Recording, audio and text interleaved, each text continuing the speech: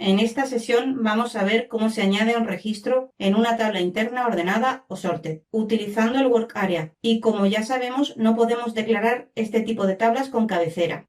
Para ello creamos el programa Z-Sorted nombre de usuario, donde vamos a declarar la tabla interna GT-BNK con la estructura de la tabla del diccionario de datos BNK. Esta tabla contiene los datos de los bancos y usaremos la sentencia Insert into Table para insertar datos en la tabla interna. Por lo que empezamos con la declaración de la tabla interna GT-BNK.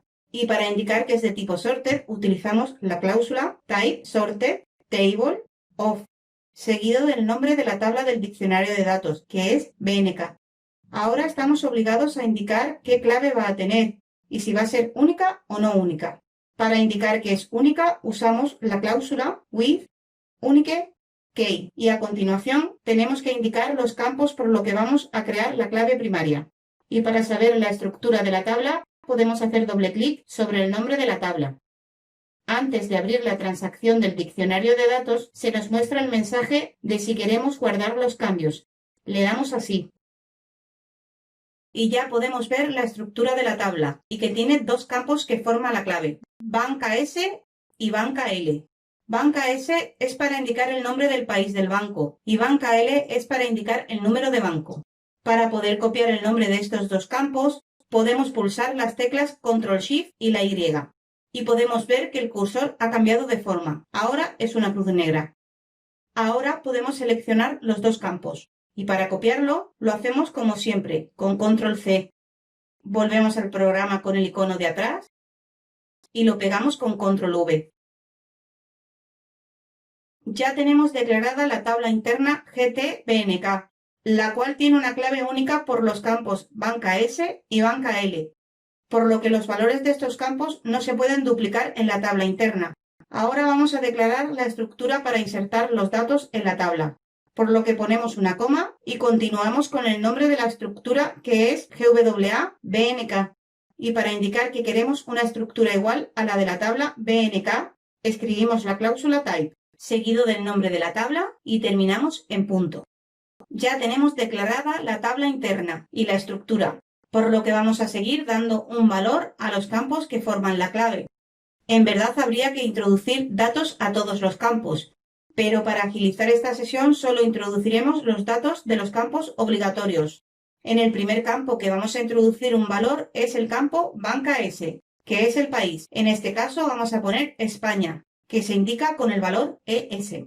Empezamos la línea con el nombre de la estructura seguido del nombre del campo banca S y le asignamos el valor ES. Ahora vamos a introducir un valor al campo banca L, que es el número de banco, por ejemplo, el 10. Por lo que volvemos a poner el nombre de la estructura y el nombre del campo banca L y le asignamos el valor 10. Con esto ya tenemos informada la estructura con los datos que queremos. Ahora vamos a insertar el registro en la tabla interna GT-BNK, por lo que usamos la sentencia insert, seguido del nombre de la estructura, que es GWA-BNK.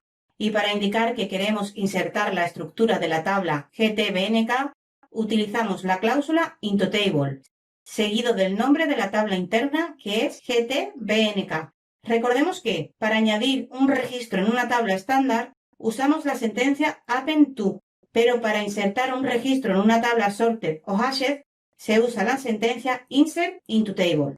Hasta ahora ya hemos informado la tabla interna, pero no podemos ver su contenido. En las sesiones anteriores vimos cómo poner un breakpoint para parar el programa y ver los datos de la tabla. Pero en esta sesión vamos a ver la función cldemo_output, la cual sirve para mostrar una subventana con los datos de una tabla interna. Por lo que empezamos una nueva línea con la clase cldemo_output, a la cual tenemos que seguir con los caracteres igual y mayor que. Ahora tecleamos el método display y entre paréntesis el nombre de la tabla, que es GT-BNK. Teniendo en cuenta que entre los paréntesis y el nombre de la tabla tenemos que dejar un espacio en blanco. Esta sentencia en verdad se conoce como una clase. Las clases se utilizan mucho cuando trabajamos con objetos. En My Web Studies disponemos de un curso donde prácticamente su temario es cómo trabajar con las clases, pero en esta sesión vamos a ver un ejemplo de su utilización.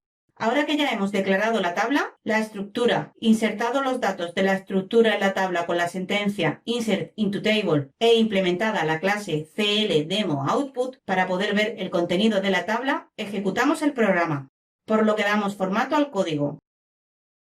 Lo activamos y lo ejecutamos. Y podemos ver una subventana, donde se muestra una primera fila con el nombre de los campos de la tabla y una segunda fila con el registro de la tabla, donde vemos que los campos banca S y banca L están informados con los datos que introducimos. Ahora vamos a introducir un nuevo registro, pero con el banco 1, y vamos a ver si se inserta al final de la tabla o al principio. Salimos de la ventana y vamos a copiar las líneas donde se asigna un valor a la estructura y la línea del insert. Y lo pegamos con control V.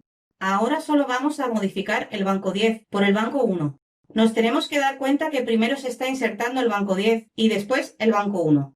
Ahora volvemos a activar el programa y a ejecutarlo. Y vemos que en el primer registro está el banco 1, que es el segundo insert que hemos hecho.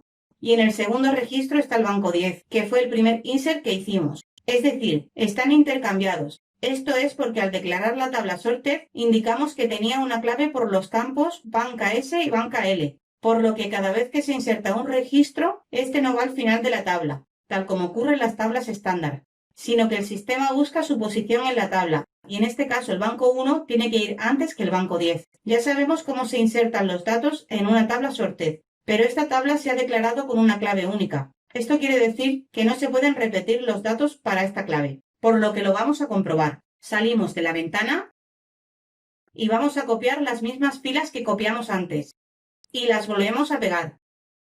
Cuando ejecutemos el programa, primero va a insertar el banco 10, después el banco 1 y por último otra vez el banco 10. Pero este último insert va a dar un error, el cual no va a provocar un mensaje por pantalla, ni la interrupción del programa. Para verlo, activamos el programa, lo ejecutamos y vemos que no se ha insertado el segundo banco 10 y que no vemos ningún error de tipo DAM, ni ningún mensaje. En verdad tendríamos que ser nosotros quien tuviéramos que encargarnos de controlar este error, cosa que haremos en la siguiente sesión. Ahora vamos a cambiar la clave de la tabla sorted, de única a no única, y haciendo esto se tendría que insertar el segundo banco número 10. Salimos de la ventana y nos vamos a la declaración de la tabla sorted, y donde estamos indicando with unique key, vamos a indicar que no es única, por lo que ponemos with non-unique key.